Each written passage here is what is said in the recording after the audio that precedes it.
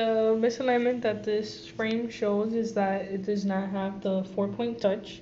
So the way that you can determine if it does is when you put a ruler towards the front, you see that not all 4 sides touch the ruler.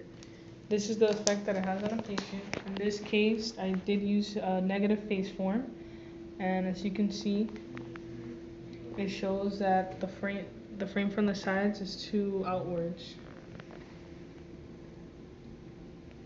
So to fix that, what you're using is your hands and the ruler, and you're just going to, in this case, bring the frame inward so you can create a little bit more evenness.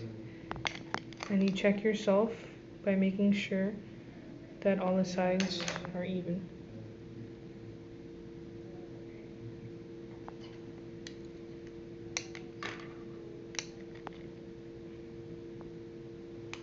And this is how it looks on patient.